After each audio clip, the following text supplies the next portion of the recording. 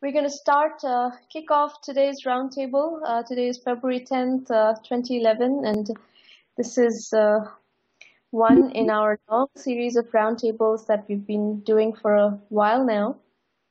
I think we started doing these 1 million by 1 million roundtables, even though they were not called 1 million by 1 million roundtables yet. Back in the fall of 2008, we had just started experimenting with this mode, and it was well received, and we kept doing it, and then the 1 million by 1 million program came about last January. And as you already know, the program's goal is to help 1 million entrepreneurs reach $1 million in annual revenue, so it's a tall order. And we've been not only doing these free roundtables and coaching sessions and strategy consulting, so to speak. We've also been doing other things on top of these roundtables. We have released the 1 million by 1 million premium program, and through that we have a curriculum, which if you're trying to get a crash course on entrepreneurship or early stage entrepreneurship, or trying to get the basics of early stage entrepreneurship really well understood in a very quick, efficient manner, that curriculum is basically aimed to do exactly that, is to get you up to speed in a very quick, let's say you commit 50 hours to digesting that video lecture case study material, you're going to be up to speed. And in addition, we're also doing a lot of business development work. We are working with several of the premium program entrepreneurs to do business development, working on channel deals, working on customer introductions, and all sorts of things to help their businesses create validation, create value, and create valuation. So when I talk about the methodology of the 1 million by 1 million program later on in today's show, you will see how one of the cornerstone ideas of 1 million by 1 million is validation, early validation, and bootstrapping through that validation phase. So it's really important to be able to do these channel deals that get our entrepreneurs close to customers really quickly. So with that introduction, let's get into the entrepreneur pitches, and then we'll do more Q&A and brainstorming and methodology later on. Now, I know many of you tend to live tweet this show, so feel free to use the hashtag 1M1M if you're tweeting. And as you know, this webinar is being recorded, so it will be published on my blog. So in terms of the first presenter, Deepak is on first. So Deepak, if you can unmute your line and come on the call and tell us what you've got with web method to execute remote server. Sounds like a mouthful though. Okay, so hello everybody. So my proposal is to, okay, right. So basically we are presenting a web method to execute the remote server. So I would like to elaborate what does it mean. It does mean that you have a thin client or a thick client deployed on the remote location. So using thin client and thick client without changing a single line of code in your client or a server application, you can connect to a remote server. Your client machine can reside at a laptop in home location, or it can located in any geographical location. So we have a competing technology also. Like the VPN also does it in the kind of a job. So you can ask what the value proposition we are bringing in. So VPN has a certain limitation. The VPN technology does extend the network.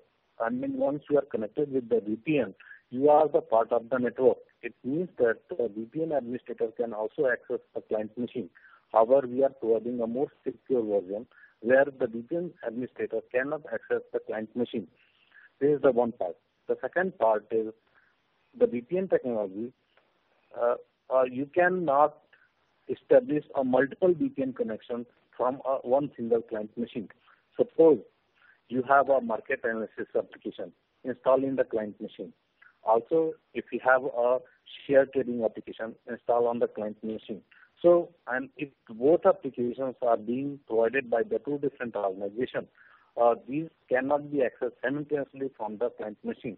So we are providing a solution in which a client can access a market trading application provided by organization A or the share trading application provided by the organization B. So it can be a blueprint for the cloud computing. I will take another example. Another example could be, suppose you have a Fab or any business house, any corporate house having having a big application server. The big application server has a thin client or thick client and a server. It is based on the client server technology. So basically, now if they want to provide, if they want to distribute the client application to the end user machine, and these end users are not the part of the organization. You can say these users are not the trusted identity. So in that particular case, you cannot provide the VPN connection to the end users. So here our business proposition lies. Since here the VPN connectivity will not work, so we are providing a solution in which without security concern, a client can communicate to the server, that too without changing a single line of code. Deepak, I have a question.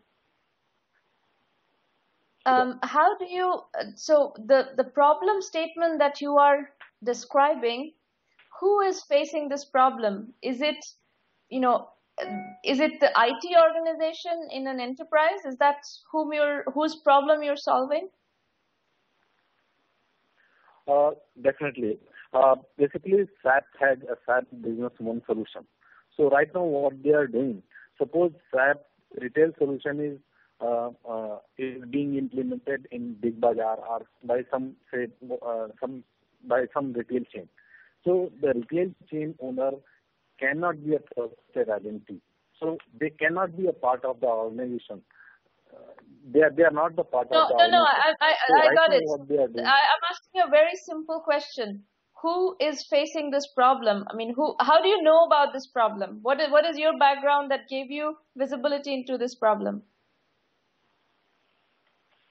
So basically, I am trying to solve two problems. So I will answer this question later on. So let me describe the second problem.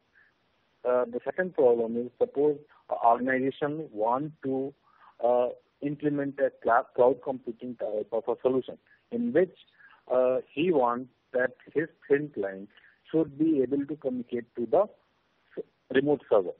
So since the client software is distributed to the end users, which are not the part of the organization. So in that particular case, you cannot provide the VPN connectivity. So here our solution fit into. So this is a new market. We don't have a competitor in this particular segment. Right now, answer my question, Deepak. If you want me to help you, you have to answer my question. How did you find out about this problem? I worked in many organizations, and I worked in one of the organizations in which they had implemented one banking solution, and the banking solution they were not able to connect to the central database. So what they were doing on the daily basis, in the local environment, they were creating the database dump, and then they were synchronizing the database across to the main server. So okay, so hang on. Hold on, please hold on. If you need to dialogue with me, if you want me to help you. So you were inside the IT organization of a bank, and that's where you saw this problem, yes? Correct.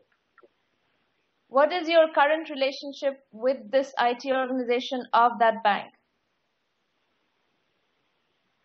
Right now, previously that I have left the organization, and now I'm doing my work with some of my. But do you have a good relationship with that IT organization? Do you The people who buy technology in that IT organization, do you have a good relationship with them? Yeah, I do have a good relationship with them. Have you talked to them about this problem and the solution that you're envisioning? No, I haven't talked to them. But since I realized that the potential of this solution is not limited to our particular one segment or particular one risk industry, so basically I moved out and then I started my venture. So how are you validating your customer pain at this point? Have you validated your customer pain?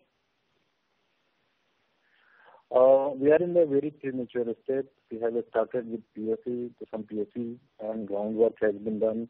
We are exploring the market. We are approaching to the some of our potential customers. We are listening their bias, and we are noting it down as a bias of customers. So we are in the process of doing talk to me more about that. Talk to me more about what customer validation work have you done? So basically, I talked to SAG Solutions. So it is also a ERP and CRM solution. So I spoke with the SAG ERP and CRM solution sales managers. So they told that since their thick and thin client is right now based on the VPN technology, and the customer is facing problem. They are more concerned about the security.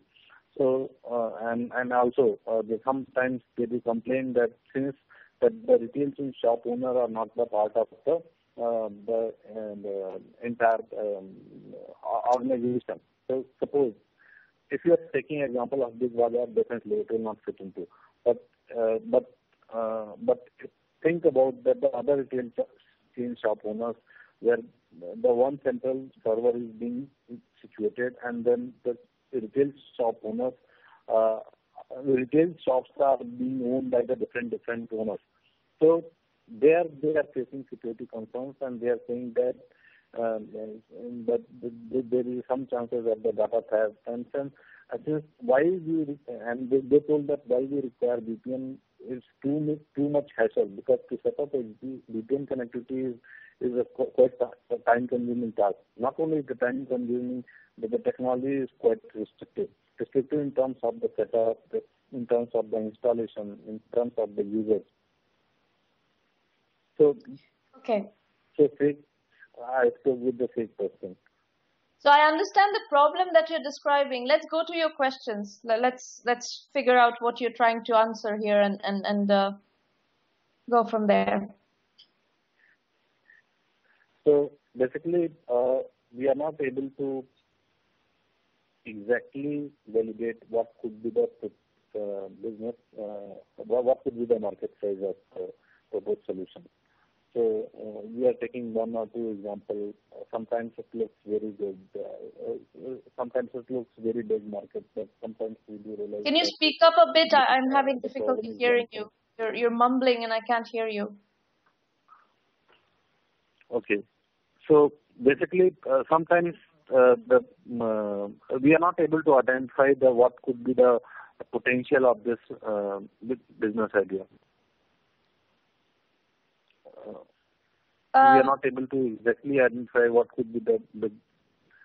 We are not able to see the big picture. All right. This is a very, very big and broad question. I kind of need to give you a full lecture on how to build a business in literally 2 minutes. And that's kind of difficult to do. I'm going to give you some pointers, but really, the general nature of this question, basically what I have to say is that you need to join the premium program and learn the methodology of how to bring a product to market. In a nutshell, I would like you to identify a segment where you think there are problems. If you found, this is why I was asking you the question about what is your relationship currently with the bank that you were working where you found this problem. So I would go and talk to the bank, the IT department of the bank, people who are in charge of solving these problems, and find out, what their view of the problem is and how they view your solution, and then it would be good that if you can get them to give you some feedback on, how much are they willing to pay for the problem and so forth. So the first stop in your validation process needs to be going to this bank where you have a relationship and validate the idea there. And then you need to go to, if banking is a place where you're going to start, you need to go to other banks and find their IT departments and talk to those people. But I think what you're describing is more a generic problem in a lot of enterprises where they want to give access for access to external users, external to the enterprise, users external to the enterprise, access to enterprise applications.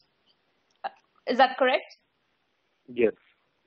Yeah. So correct. you basically need to go talk to a bunch of enterprises and get feedback from the IT departments on how they view this problem. And if you get enough of this validation, then it's going to start giving you an idea about the intensity of the problem, and are people willing to pay you to solve the problem? How much are they willing to pay? Do they like the solution that you're proposing, and things like that? And based on that, you will need to do a bottom-up, total available market size analysis, which is going to give you the market size based on those pricing assumptions. Okay. That's about all I can. The second set of the. Yeah. Okay. Go ahead. Sorry, I will take 1 more minute. So the second set of the problem which we are addressing is that we are proposing an alternate way of implementing a cloud computing, where you can have client software installed on the end user machine, and the server will be residing on the organization network, and then the organization can choose a pay-per-use model. So the entire technology will work over the internet. We do not see any competition in this particular segment. Right now, the people are using web-based methodology, but the web-based methodology are not sufficient enough, because the web-based methodologies do not provide the rich client. The web controls are very limited. HTML controls are very limited, and you cannot create a very jazzy UI. So, but if you are using a client software, a rich client, if rich client can able to communicate over the internet, over the HTTPS to the remote server, I think there could be a big potential. But we are not able to identify who could be our potential buyer. Well, that is actually the moment you start talking to actual, potential customers, these IT departments, you'll be able to figure out what other competitive solutions are they looking at. If they are looking at solutions, if they're looking at other solutions, you will be able to find out about that. If they're looking at, potential vendors for solutions, you would find out from them. The moment you start working with clients, you would be able to figure that out.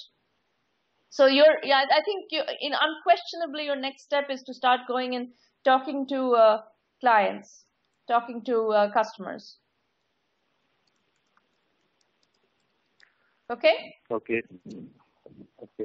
Thank you. Thanks a lot. All right.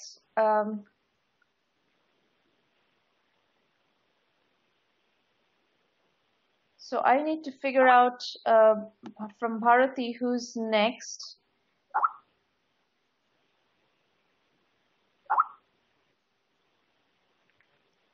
There's one other person who's supposed to be presenting. I know there are 4 presenters who've sent us slides for today. I'm not sure who else is on the call.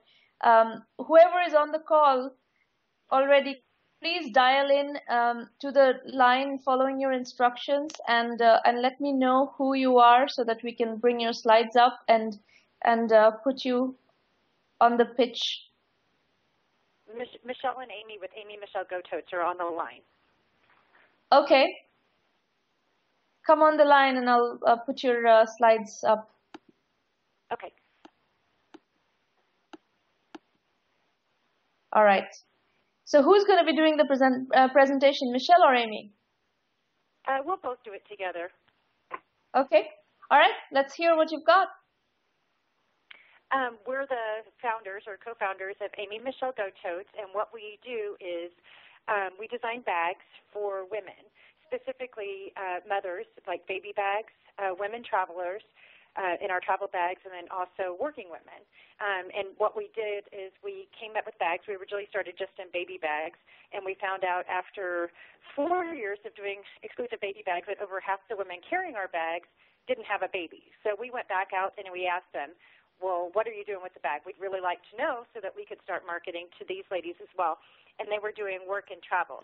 And so late last year, we ended up, late in 2009, we positioned our entire company from Amy Michelle Baby Bags to Amy Michelle Go Totes, which has been a great change for us. So now that we've broadened our market considerably. And the biggest issue that we've had is we're, of course, small business, and people get our bag and they love our bag, but we need to work on the branding, and we're hoping you can help us figure out a way.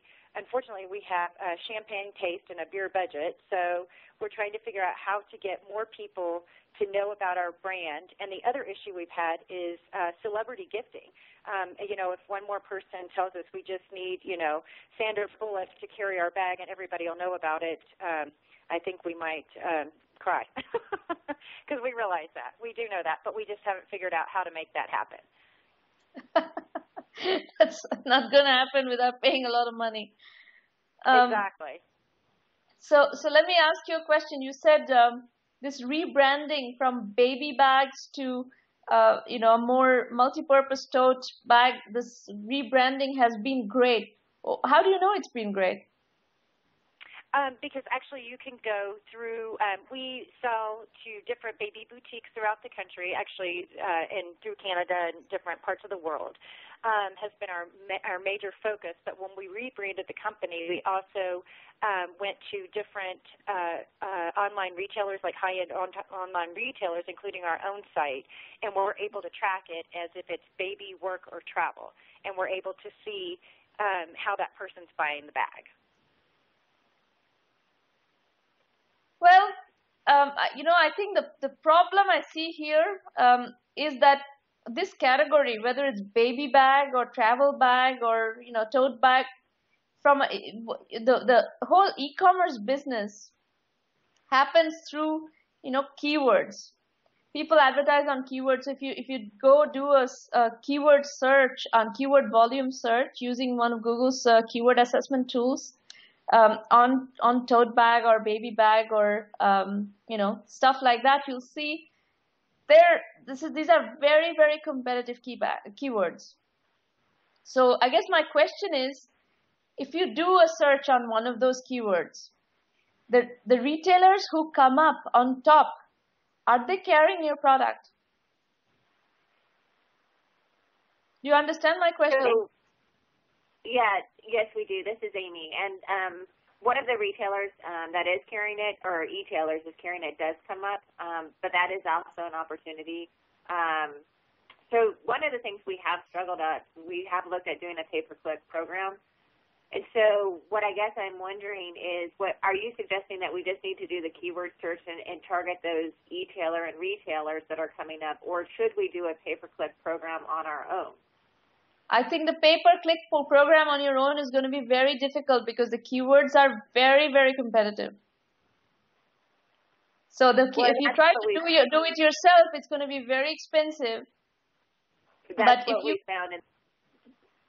But if you sell your products to the retailers, to the e-tailers who are really at the top of the search, like I kind of did a quick search on this, and I can even tell you what those are. I think Zappos came up as one of the retailers with a big presence on your keywords. Hold on for a second. I'm going to quickly do a search and tell you what those are, what those retailers are.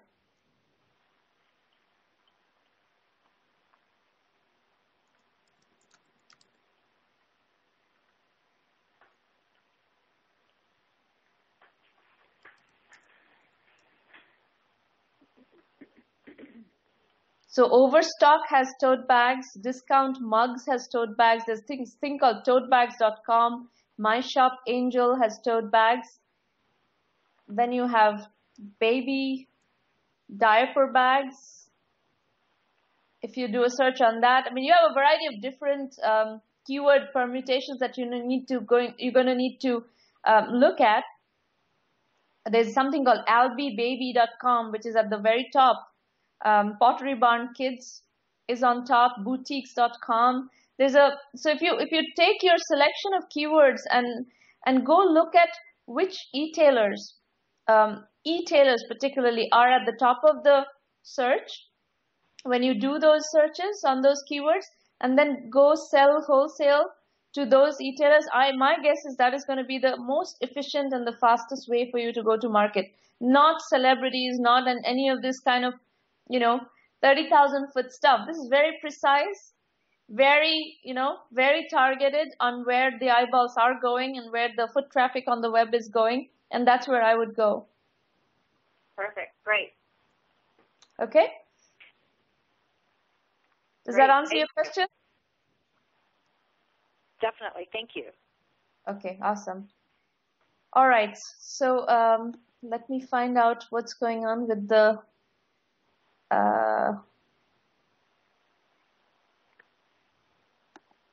so the next presenter, are you online? I think Kimbra is supposed to be on the call earlier. Is Kimbra on the call? Can you hear me? I am on the call. I can hear you. Awesome. Let me go back to your presentation and let's hear what you have to say. All right, here you go. Tell us what you've got. Well, the company is 13 years old and has grown. Kimbra, speak up a bit. It's hard to hear you. Okay. The company is 13 years old and has continually realized increase in revenue every year. So that's great. And last year we went into 2 new channels, which are OEM, large OEM, and then licensing, which have been really, really good for us. And the company is at a point where the question I have for you is kind of growth internally and how to handle things like bringing on an operations manager and sales manager to take over a lot of the things that I've been doing so that I can concentrate on overall business development and vision for the company. Okay, let me ask you a few questions just to get a sense of the business. How big is the business now? Revenue-wise, we're about $750,000, a little over $750,000 a year. Okay. 2010. And what channel were you selling through for the better part of the 13 years that you've been in business? We did custom retail, so it's all custom photo jewelry and gifts. So people upload their photos through our website, and most of our business has been done through photography studios that order for their clients. So that's a wholesale channel, and then custom retail channel as well. Those 2 have been our main channels so far. Okay, and what channels are you opening up now? We're opening up the OEM channel, which was very good in 2010, and then licensing, which has the largest potential for 2011 and on going forward. Tell me more about how the OEM channel works. Give me an example of an OEM partner. One of our OEM partners is Kodak Gallery.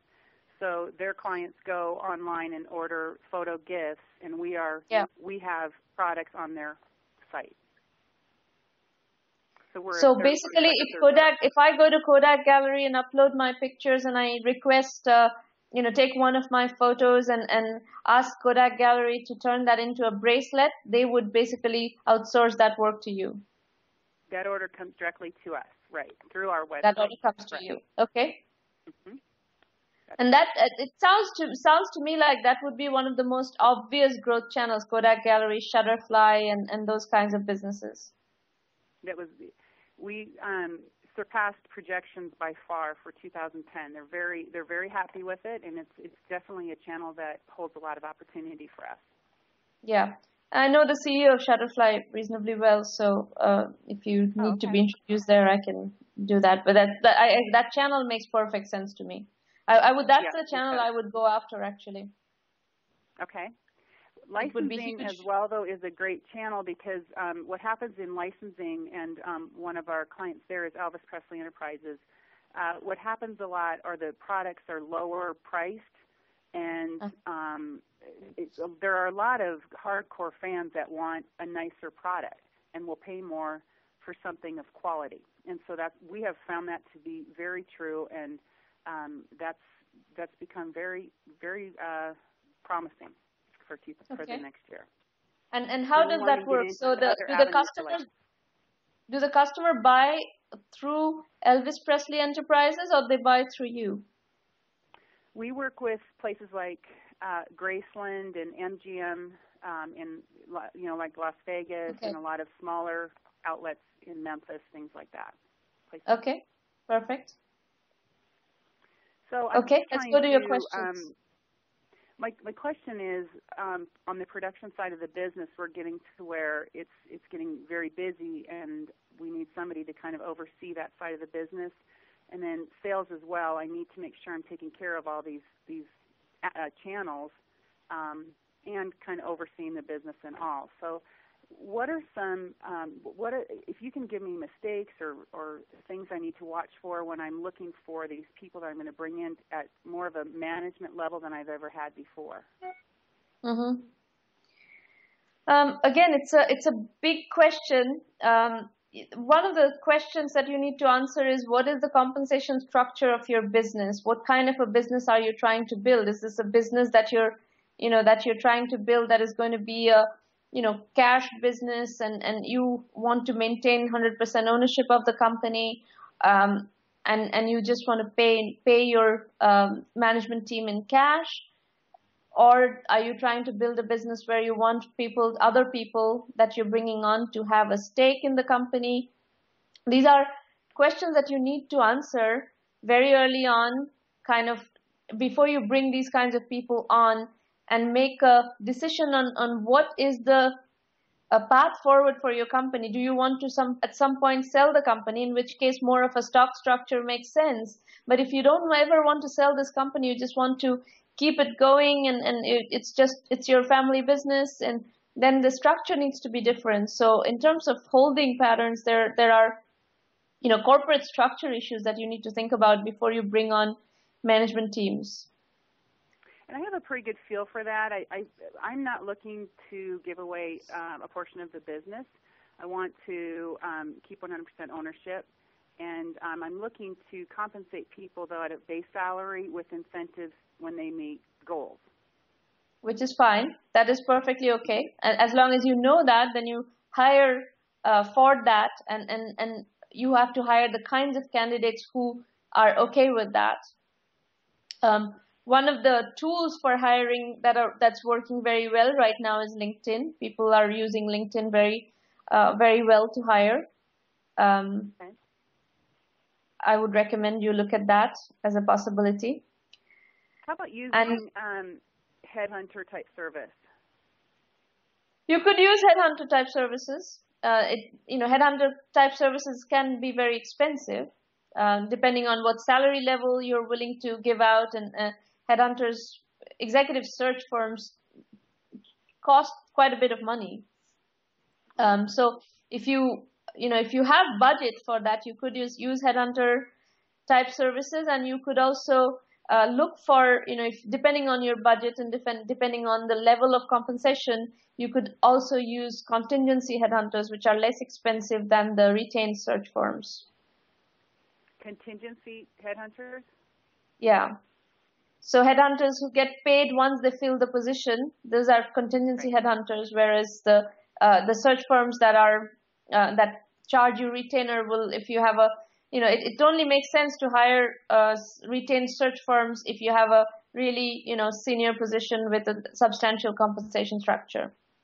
So depending on the level of compensation you're talking about, you're going to have to make those decisions. Okay. Very good. That was my main question, is just growth at a critical point. So I really appreciate your input on that. By the way, I see this other question on your slide about the in-home versus home office. In-office versus home office. Do you work from a home office? No, I'm in the office right now. That was a question on the sales manager position. Right now, our facility is somewhat tight. We are using a lot of our space already. When you have a sales manager type position, do you feel it's important for them to be in-house and working alongside everyone else? You know, in general, if you do have an office where, you know, part of the team is, most of the team is based, if you put one person in a different place at home or in a, you know, outside of that office, they feel left out. With one caveat though, if that person is not in your city, let's say you put that person somewhere else, then none of that feeling is an issue. Then they can work from their home office. But I guess the question here is, what is the job of the sales manager? Does the sales manager actually go and visit people, or is it a telephone sales position? It's going to be more telephone and travel than like trade shows, that type of one-on-one, but not necessarily going out and driving to a meeting. And is there a geographical bias to the places that this person will be traveling to? No, not really. No. No. Then my advice would be to put the person in your office, because it just makes people feel part of the team as opposed to leaving them isolated elsewhere. Very good. Okay. All right. Very good. Okay. Thank you so much for your help. You're very welcome. So let's see. Do we have another person? I know we had another person signed up to pitch, and I need to find out whether this person is on or not.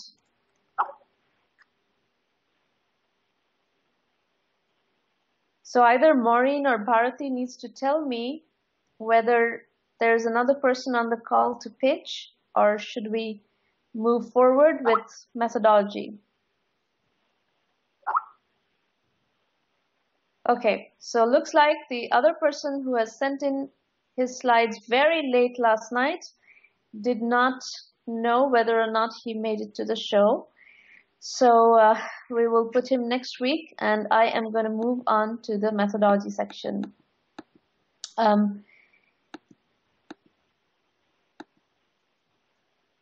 So just last call, Jay Pagnis, are you on the call or not? I don't see Jay on the call, so looks like he's not on the call. So we're going to move on to methodology. And folks, you have listened to a few different presentations, 3 different presentations, and you can vote on the Facebook page as usual. And I'm going to do the methodology section next. So for those of you who are listening to this show for the first time today, you need to take a look at this segment. The next 10 minutes, I'm going to talk about the Entrepreneur Journeys methodology, which is the cornerstone of the 1 Million by 1 Million program. This is a sneak preview into a much, much more elaborate curriculum that we teach in the premium program, which is part of the 1 Million by 1 Million initiative.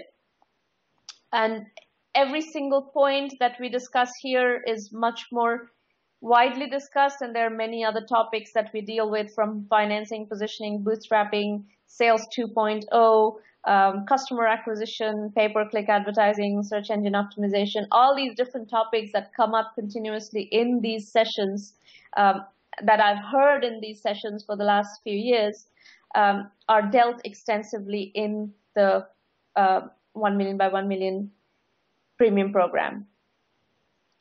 All right, so this 1 Million by 1 Million program assumes as a core tenet, there are many more 1 million, 5 million, 10 million, 20 million ideas than 500 million or $1 billion ideas. The $500 million, $1 billion ideas are the domain of venture capital. But we, as 1 Million by 1 Million, are not so hung up on working with businesses that that fit the venture capital model.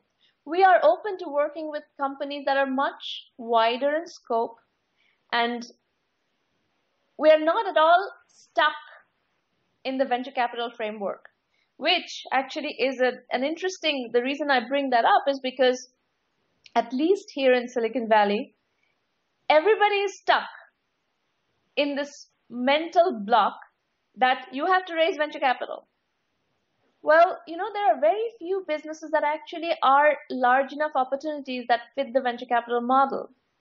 And we really encourage you to build the smaller, more niche businesses that could be highly profitable, could be, you could build a $10 million business, make 30% profit a year and pull out $3 million in cash. Well, this is a great situation. VCs will not fund you. VCs only fund very large businesses. But so what? As long as you build a successful business, we believe that it's perfectly worthwhile to do so. And we encourage you to do so. And this program, the 1 million by 1 million program, is structured in a way that we can support those kinds of businesses. Of course, if your business fits the venture capital model, we are very well connected in the venture capital business, and we will connect you into the venture financing world as well. But my point is, we are a lot more inclusive, and 99% of the companies, of the entrepreneurs who go out to seek financing through venture capital or angel capital get rejected.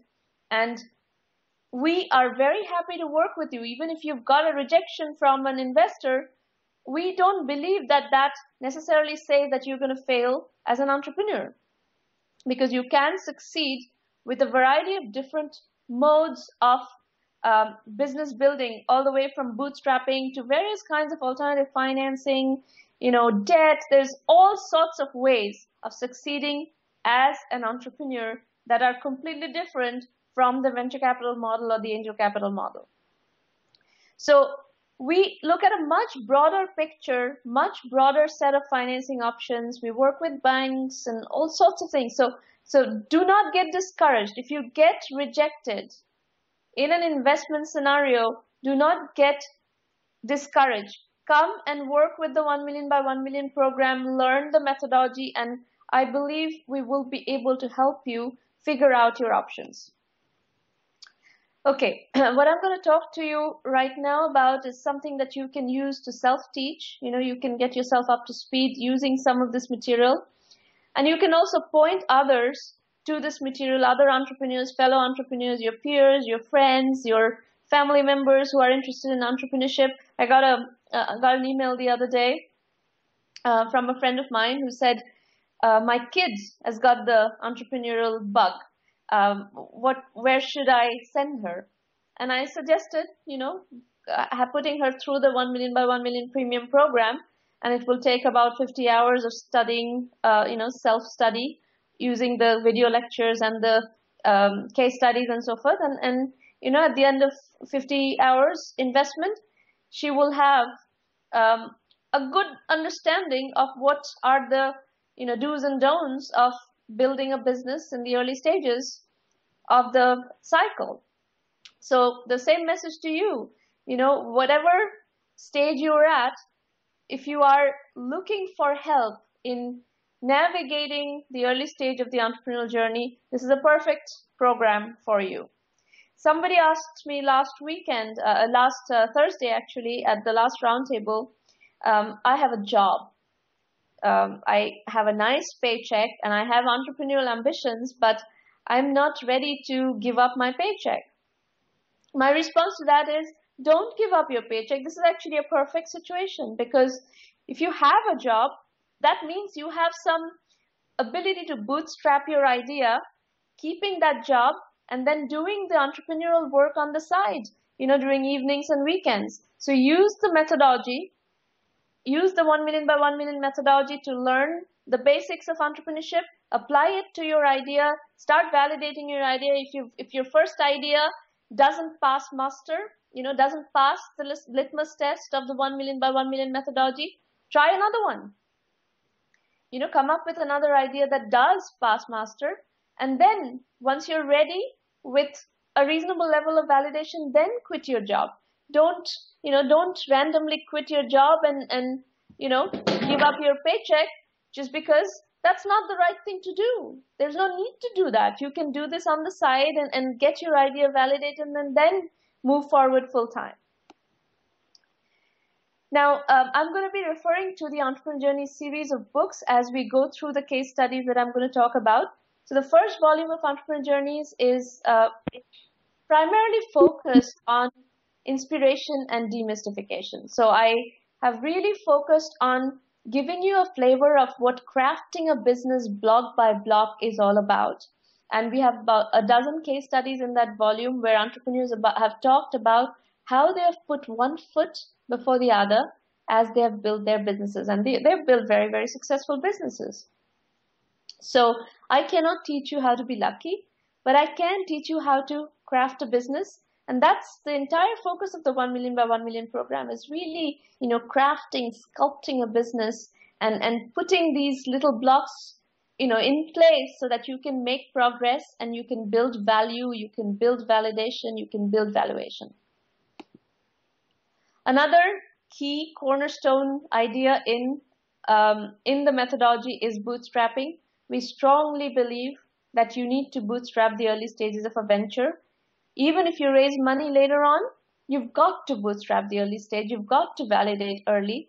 And investors, in any case, do not fund businesses that are not validated these days. Those, there was a period in history where investors used to fund like a set of ideas, on a PowerPoint presentation. This was largely in the dot-com heydays in Silicon Valley. You could walk into an investor's office with a slide deck and they walk out with a check. This doesn't happen anymore. That period is gone. And it will never come back, actually. So validation is key. You've got to validate your ideas, and you've got to validate in a very focused, kind of systematic way. Deepak, I was telling you to go talk to your contacts in the bank where you unearth the idea to begin with. Well, that's the way to do it. You use your own network, and then you start, finding a list of people who are likely to have the same kind of pain as where you found this pain from, and then keep validating based on that. Entrepreneur Journeys Volume 2 deals extensively with the methodology of validation. You'll find a lot of case studies on that topic. Particularly, I'll point you to 3 of them. One is the Right Now case study. It's the story of Greg Gianforte. I have to say this is one of the most impressive validation case studies I've ever seen. So by all means, read that one. And then Murli Thirumali and Manoj Saxena are 2 very good case studies that also discuss validation at length. Entrepreneur Journeys Volume 3 deals with positioning. Positioning is another cornerstone methodology block of our program. The mantra is do not spray and pray.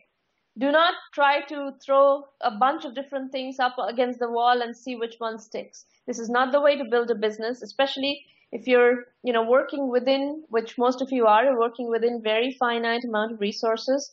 You just cannot afford to squander resources around, throw them around, and not be able to, really focus and segment and be precise. I'm a huge believer in precision. Everything I do in life, I try to do it precisely, and I try to do it efficiently. And that philosophy of crisp positioning, laser sharp positioning, and really honing your strategy and zeroing in on what works, that runs through the entire program. A couple of good case studies that I'll point you to in Entrepreneur Journeys Volume 3 are PayCycle and The Find. PayCycle is a B2B case study, a software as a service company, and The Find is a B2C case study. It's a vertical search engine. Both of those do a phenomenal job of positioning, and both of them have been extremely successful companies. PayCycle was acquired by Intuit for $170 million a little while ago, and The Find has become the largest product search engine for lifestyle products online. But in general, all 16 case studies in Entrepreneur Journeys Volume 3 deal with positioning. In fact, Shutterfly, by the way, is a case study in Kimbra, Shutterfly, the case study in Entrepreneur Journeys Volume 3, so you can understand their entire strategy if you read that case study. The appendix of Entrepreneur Journeys Volume 3, Clarify Your Story, is something we encourage you to work on, all of you. Clarify Your Story is a framework based on my decade-long consulting career in Silicon Valley. I've worked with lots of companies, and these are questions that I've helped them answer. And it's not easy to answer these questions. A lot of you have come back and told me that clarify your story is really hard. Well, yes, of course it's really hard, because these are the tough strategic questions that come up in the history of a business. And answering those takes a lot of thought, it takes a lot of research, it takes a lot of, brain power investment. So yes, it's complicated, and this is actually, if you're struggling with Clarify Your Story, I strongly recommend you go to the 1 Million by 1 Million premium program and get the curriculum under your belt, because I have taken you through a lot of the nuances of those case studies, and those will help you answer the kinds of questions that Clarify Your Story is asking you to answer. The fourth volume of Entrepreneur Journeys is Innovation Need of the Hour. And we have a lot of innovators in the program, people who are tinkering with technology, who are fundamentally your technologists. And I'm a technologist originally, so a computer scientist, and I understand the psychology of technologies very well. There is one problem I've seen over and over again in my long history working with technologists. You tend to tinker and come up with cool, nifty technologies, and you don't think about what problem you're going to solve with that technology. So my guidance on that is, this is not an efficient way of becoming an entrepreneur or building a successful business. I would rather you put some thought into what problem you're going to solve, use the nuances of bootstrapping and positioning and validation that I'm talking about, and understand the problem domain, and then come up with the technology to solve that problem, rather than coming up with the solution first and then going out to look for a problem. The other point that I've dealt with in the innovation book is that our innovation ecosystem around the world, and even in the US, where the most mature innovation market exists, we're having a lot of problem right now. The financing ecosystem around innovation is really floundering. And venture capitalists don't fund innovation very much these days. They're funding businesses. So if you have an idea, if you need to tinker with technology, you have a significant R&D, research and development phase before your product becomes a business. That's a phase that is becoming very difficult to finance. So this is where I have dealt with, in the innovation book, I've dealt with alternative ways of financing innovation, and it's worth looking at for those of you who are struggling with those issues. A few other pointers. In Entrepreneur Journeys Volume 1, there's a whole section on my Web 3.0 framework. This is a very famous framework at this point. It's widely referred to and referenced. I basically brought together all the different generations of web technologies and put this framework together as something that anybody who's building a web business can use to do their product strategy. So if you're building today a web business, you can create a very rich experience through your product or service, and you need to bring together content, community, commerce in context of whatever niche you're working on, and you need to look at personalization, which is still kind of a wide open, untapped opportunity, and you need to work in vertical search for that particular context. And that is what gives you a very rich context-specific user experience. I have published intensively on this topic. So you'll find you could start with the Taking on Giants section of Entrepreneur Journeys Volume 1. I've talked about Web 3.0 in multiple volumes of the books. And also on my blog, there's a lot of material on Web 3.0. So if this is your domain, please study what I've written, and you will find a lot of insights and a lot of suggestions on how to build your product strategy.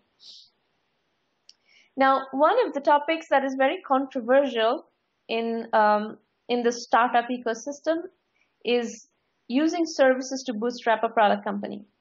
I happen to be in favor of this technique, although a lot of people say not to do it because it defocuses you. I believe that it is worth doing, bootstrapping using services, especially because it brings you close to your customers. If you focus on doing services for the same kinds of customers that you would be doing your product for, that customer intimacy is extremely valuable.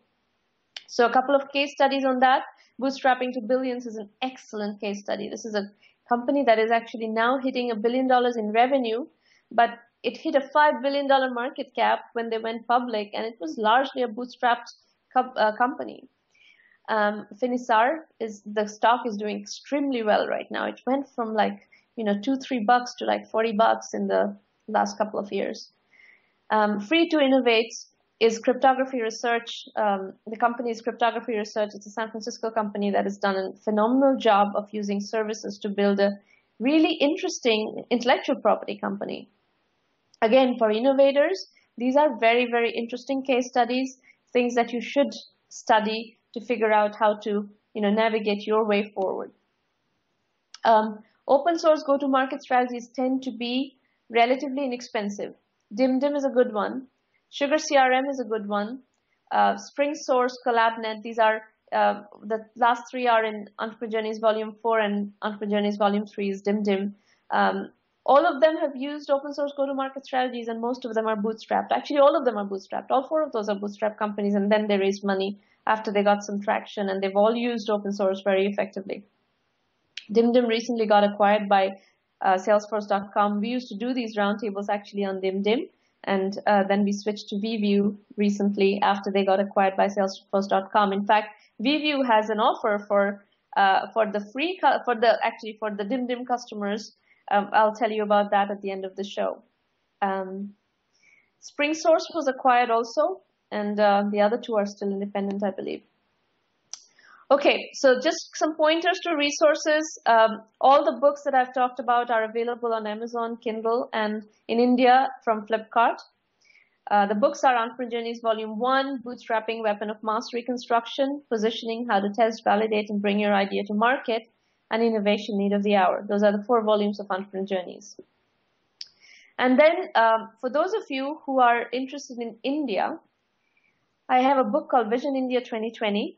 Which is essentially my notebook. For about 15, 16 years, I've been making notes on business opportunities in India through my travels, through my own business experience, consulting, and so on and so forth. I've made notes about what are the business opportunities for India, leveraging India's strategic advantages, whether it's the Indian market or the Indian production capabilities, the labor arbitrage, all sorts of different nuances have been worked into $45 billion business ideas leveraging India. And I have published this book because I want you to steal these ideas and build upon them. It's written as business fiction set in 2020. So this is probably the first business fiction book ever. You're familiar with science fiction. Scientists and technologists project far into the future and build fiction stories based on a different set of assumptions that have already been achieved scientifically. Vision India 2020 is a book where I have applied that technique to business, as if we have built $45 billion businesses, and we are existing in 2020 having built these businesses, and the world order is somewhat different as a result of that. And I've talked about how these businesses have been built. So you could call it a futuristic retrospective. You could use my blog extensively. It's a completely free resource, SramanaMitra.com. There are numerous case studies, interviews with thought leaders. There are lots of ideas. If you're looking for ideas, there are tons of ideas.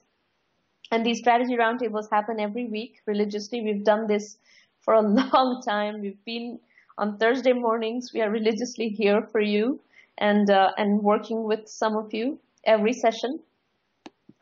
And the 1 million by 1 million premium program is at 1m1m.sramanamitra.com. It has private roundtables. It has, most importantly, it has a very, very comprehensive curriculum that will take you through the early stage venture building process.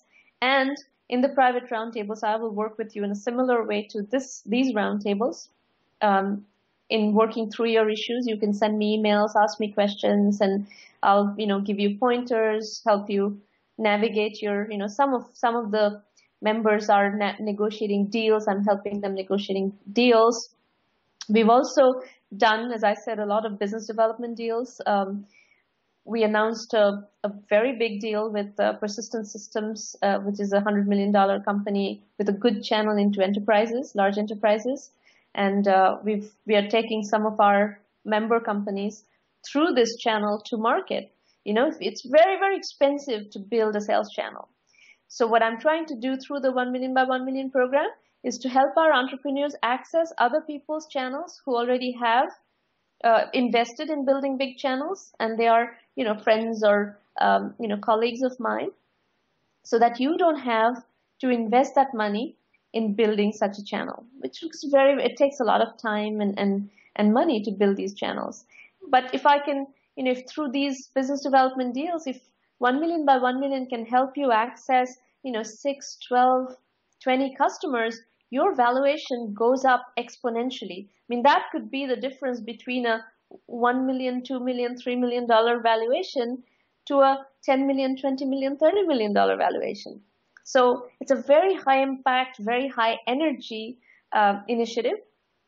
And we also introduce you to investors. When you're ready for investors, we'll introduce you to investors.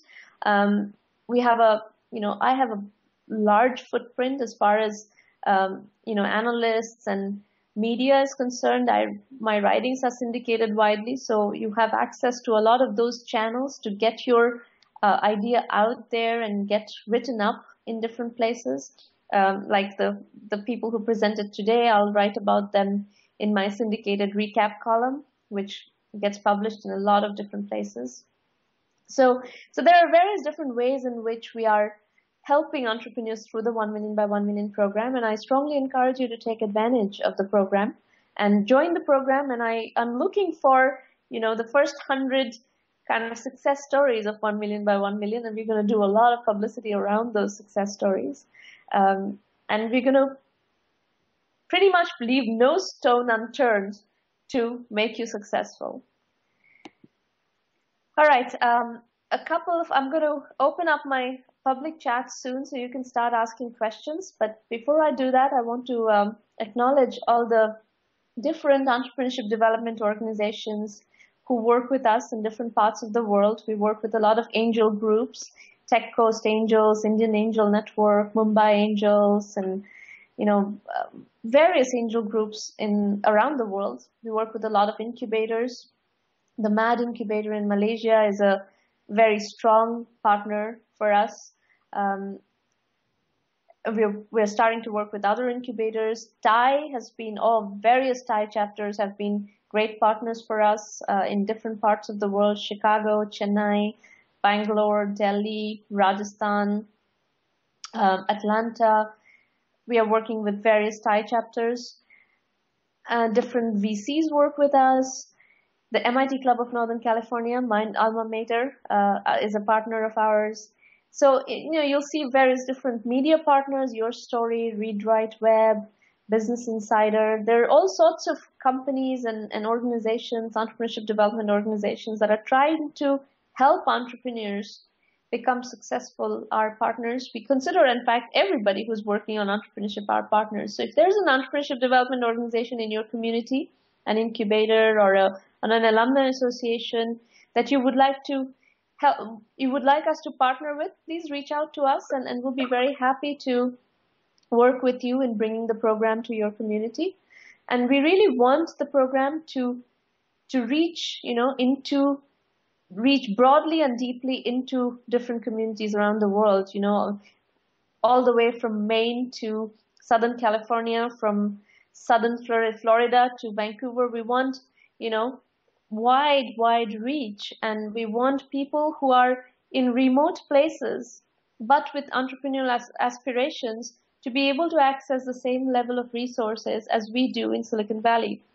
So that is kind of the vision of the program, is to make entrepreneurship accessible, to make entrepreneurship something that a lot of people young people, college students, university students, people in remote geographies can access internationally, globally. This is a global program. We have people coming here from all over the country, all over the world, from Africa, from East Asia, from Latin America, and it's very exciting to see people from all different parts of the world. In fact, if you are in the room and it would be great to hear where you are joining from. So tell us in the public chat. I always ask people in the public chat to tell us where you're joining from. So that's pretty much it. We are the upcoming roundtables are February 17th, February 24th, March 3rd, and March 10th.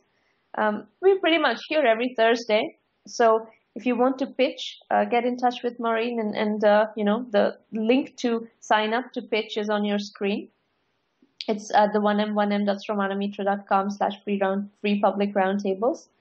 And I'm going to open up my public chat so that I can take some questions from the audience. We actually have a bit of time today, so feel free to type in your questions in the chat, and I will try to answer as much as I can.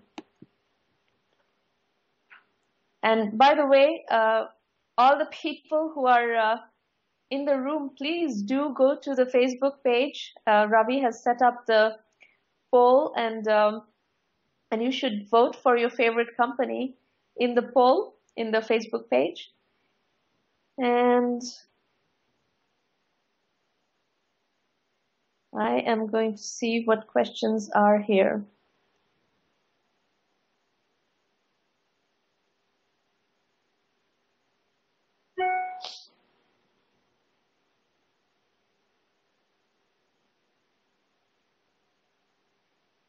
Okay, let's see. Pratik, I think, has a question. Could you run us through your days as a student about to enter the entrepreneurial world? Well, I actually started the company while I was still a student at MIT. And it's hard to tell you the story in a couple of minutes, but I really didn't know very well what I was doing, but I was kind of feeling my way around, and I have to say there was not a lot of resources available at that time. If you remember, you probably don't remember it. My student days, my graduate student days are 1993, 94, 95. And the internet was just about happening at the time. The browser had just come about in 1994, so we didn't have the internet. So your learning has become a lot faster. Our learning was a lot slower. It was more library driven and so forth. So I think in an absolute succinct nutshell way, I can say I jumped into entrepreneurship and figured it out from there on. And frankly, that's just as good a way to do it as any. And given the amount of resources you have available today, there is no problem with jumping into entrepreneurship and just figuring it out as you go along. And this is exactly why I put together the 1 million by 1 million premium program, is so that if you are a student and if you are thinking about entrepreneurship, become a part of 1 million by 1 million premium and go through the 50-hour curriculum, and you will know the basics of how to navigate your way through, and I will be there to guide you through the process. So by all means, I fully encourage students, young people, people who are just about graduating to become entrepreneurs, because early on, you don't have anything to lose. I didn't have a big reputation at stake or anything, right? Today, I have a big reputation at stake. So if things go wrong, I have to worry about, oh, I failed, and how are people going to think about it, and how are people going to view it? Well, when you're a student, you don't have anything to lose. So you can take risks. You can do whatever you want. And you're not used to a very high-end lifestyle, so you can be frugal, and that's all. All that is very good. Okay, Anish is saying, for a pre-operative e-commerce business, one of the three co-founders with the technology domain seems undermotivated and not as passionate as the other two. How do we address this problem? The other two co-founders are from sales, marketing, and strategy domain. Okay, so I would say if you have one founder who is not as passionate, probably not a good idea to work with that person. I would find another co-founder, or find somebody to do this website for you. You can go to Odesk, and they pay a lot of people. a lot of freelance engineers are offering this kind of service. They can put together an e-commerce site for you, and you can get going. You can use Odesk or Elance to get something like that going, and that would be just fine. I would definitely caution you against working with a co-founder who's not motivated and not passionate, because these kinds of people, when things get tough, and they will inevitably, if you are in the business of startups, things are going to get tough. Sooner or later, you're going to have to face challenges, and you're going to have to, this is where your perseverance, your persistence is going to be called upon. And if you have somebody who's not motivated and not passionate, they're going to jump ship. So it's not a good idea to work with people who are not passionate in a startup. Novella. In a bootstrapped e-commerce venture, how do we provide adequate and cost-effective call center operations to manage inbound queries and make outbound calls to users to help them close the sale while they are online? Should it be 24/7 or scaled up gradually? So in a booth, what are you selling, Novella? What product are you selling? Can you answer on the group chat what product you're selling and what is the price point of the product? Because most products, if you're selling products that are relatively low price point products, you can't afford to provide this kind of support, especially early on. I would say you kind of need to, work with email support or, web self-service kind of support, virtual agent kind of support, but I would not go to email, to phone customer support too much if it's a very early stage business, especially if the price point is low. That's just my general guidance. If you're selling a very high-end product, then it's a different issue. If you're selling a product that's like a $1,500 product, then you can afford to do that. Yeah, if you're low price points, I think you should stick to email and kind of on virtual agent type of support, not go to outbound and inbound call center support, at least in the early stages, until you get your company rolling a bit with some revenues and so forth. All right, anybody else? Okay, well, looks like there aren't other questions. So we can wrap up for today, and I will see you next week. Same time, same place.